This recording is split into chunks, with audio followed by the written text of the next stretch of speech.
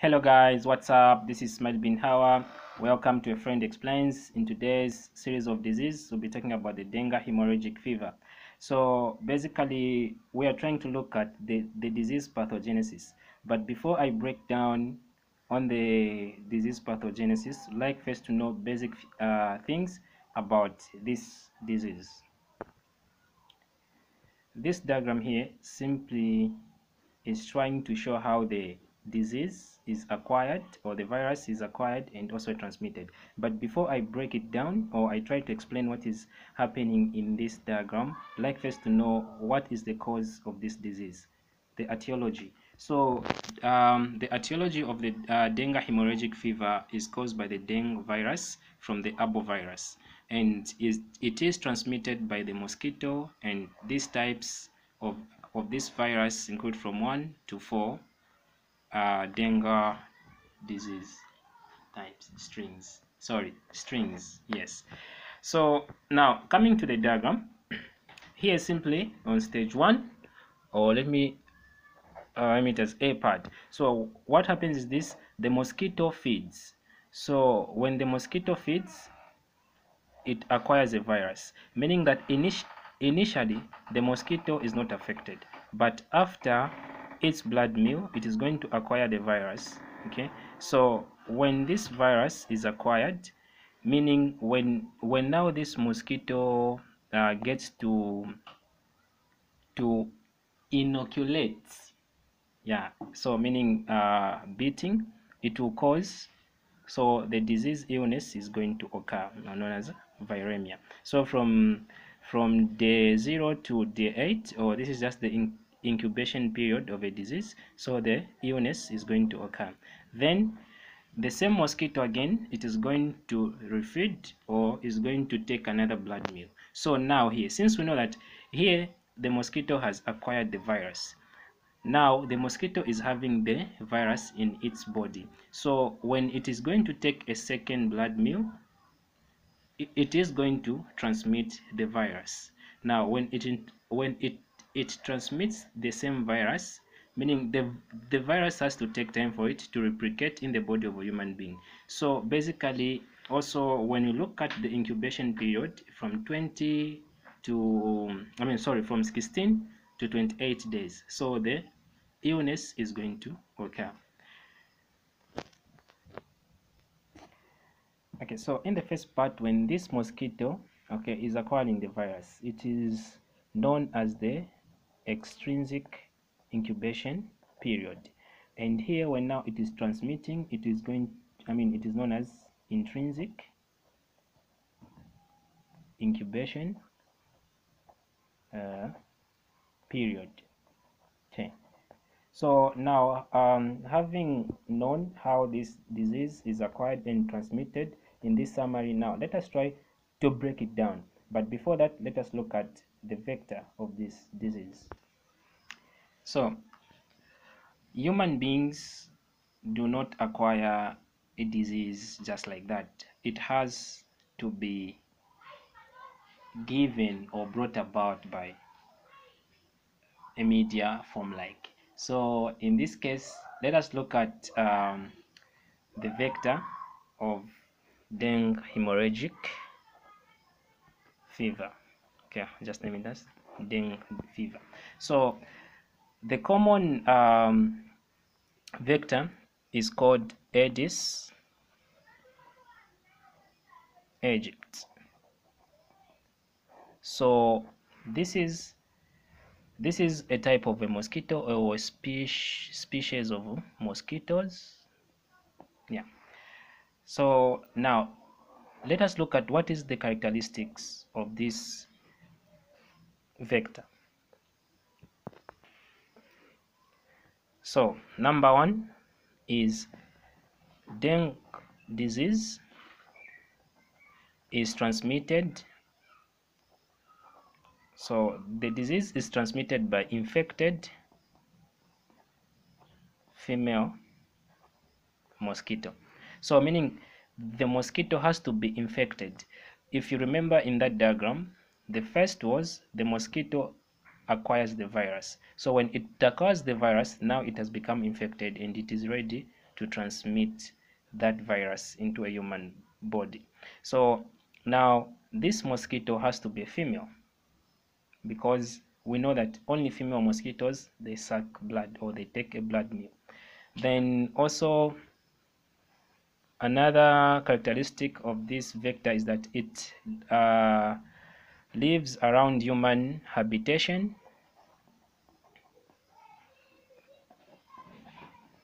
Okay, so it lives near human habitation. For one good reason is that it has to take a blood meal. Okay, then another characteristic is that it lays eggs and produces larvae, so preferentially in artificial containers. Artificial containers. So if you're storing water in containers around your homes, it will be an ideal place for this vector to breed in. So now, I bet we've all seen a mosquito. So, but how can we identify this type of a mosquito, since we know it is the Aedes aegypti? So basically, the Aedes aegypti, it is identified by the white bands or scale patterns on its leg and thorax. So the mosquito has it has white bands and scales on the legs and the thorax. So when you see these features, just know that it is the vector for dengue hemorrhagic fever. Okay guys, as Area said in the introduction of this movie, is that we're focusing on the disease pathogenesis. Now please allow me to break down in a simple way in the summary form. So what I'm trying to do is I'm trying to summarize the disease pathogenesis of dengue fever. Now the first stage here, what happens is this: the virus is acquired into the human. Okay, so inoculation occurs. So this is simply whereby a mosquito is going to inject during its blood meal the virus into the human body. So now, since we know the feeding methods of a mosquito, so as it is sucking blood, because this virus normally is found in the mosquito's salivary gland, so what happens is that it is going to be inoculated into the human. Then the second stage of this disease pathogenesis is that the virus is going to be localized. So this virus, when it enters the human body, it is going to be released into target organ, for example the liver and the lymph nodes. Then the third stage, what will happen is the virus is then released from the tissues and spread throughout the blood to infect white blood cells and other lymphatic system. So what happens is that now infection is going to occur. So the virus is going to be released from these earlier tissues like the liver and the lymph nodes. Then it is going to infect the blood cells. Particularly we are talking about the white blood cells. So particularly we're talking about the white blood cells. So after this, what happens is now we are moving to stage 4. So stage 4, what happens is that the virus is then released from these tissues and it is going to circulate in the blood again. So circulation happens.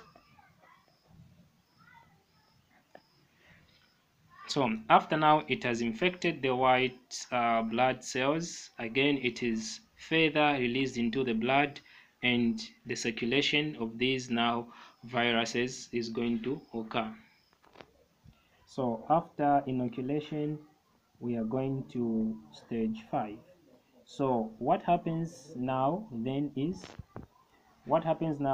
the mosquito is going to come again and ingest the blood containing the virus. Now look at, when I was explaining on the area diagram, there was the first part and the second part. The first part was the mosquito acquires the virus. Then now the second part was the mosquito now transmits the virus. So now how does so this is a part whereby now the mosquito is going to acquire the virus again. So the mosquito is going to ingest blood containing the virus. So what happens here is ingestion happens by the mosquito, to be specific. So we know the type of the mosquito that we're talking about. We're talking about the Aedes aegypti. So the mosquito is going to ingest the blood that contains the virus. Then what happens next is we are moving on to what I might call stage 6. So this is one now the virus, it is going to replicate in the mosquito's body, particularly in the mid-gut and also the ovaries and nerve tissues of the mosquito. So in summary, we can say replication of a virus. So the mosquito in stage 5 has ingested the blood that contains the virus. Now when that virus enters the mosquito's body, it is going to replicate itself, okay, in these parts of the mosquito that I've earlier mentioned, such as the gut, the ovaries, and the nerve tissues or the fatty body of a mosquito. Then the virus escapes into the body cavity, and later it goes and infects the salivary gland. So as we are moving to the last stage, what I might call 7, what happens is this virus now is going to escape to the salivary gland, because this is where now it is going to settle. Now remember, when now it is in the salivary gland, we all know the mouth part of the mosquito, that is where it uses to suck blood. So what happens now is the virus, okay, replicates in the salivary gland, and when the mosquito bites another human being, the cycle continues.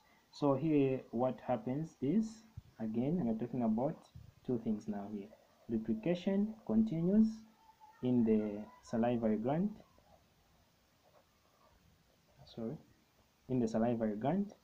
and also the mosquito, okay, again bites, and the cycle continues just like that. So this is what a simple disease pathogenesis of dengue virus looks like. So remember, the first place we said inoculation is going to happen. This is where just the virus is injected or deposited in the human bloodstream when the mosquito is sucking blood or dealing the blood meal. Then number 2, there will be this virus is going to be localized and in the target organs such as the liver and the lymph nodes. And this is why excuse me, this is why one of the early symptoms of this disease is fever, because it goes to the liver and starts developing there. So the fever, the liver, tries hard to fight. So as a result, one of the early symptoms is the fever. Then stage 3, we said infection is going to occur. This is where now the localized viruses is going to be released in the bloodstream, and it goes and infect the white blood cells. Then after that, what happens next is circulation happens. So this virus again is going to be deposited in the bloodstream. Now when it is in the bloodstream, now it is now this stage that again the mosquito is going to come and take another blood meal. So when taking another blood meal, is that the mosquito is going to ingest the blood that contains this virus, and after that this virus now enters the mosquito's body and starts to replicate. When this happens, these again viruses, they will escape to the salivary gland and continues the replication. As a result, when the mosquito again is taking another bite, it ingests this salivary gland into the human being, and the cycle continues. So having known the disease pathogenesis of dengue hemorrhagic fever, now let us just try to discuss some of the clinical characteristics or maybe symptoms of dengue hemorrhagic fever. So number one is, okay, so we are looking at the clinical signs. Okay, so looking at the clinical signs. So number one is, okay, fever. Okay, so fever, headache,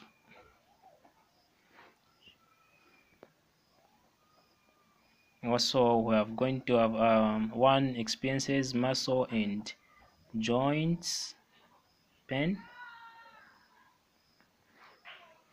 and also there's going to be, from the name dengue hemorrhagic fever, so there will also going to be hemorrhagic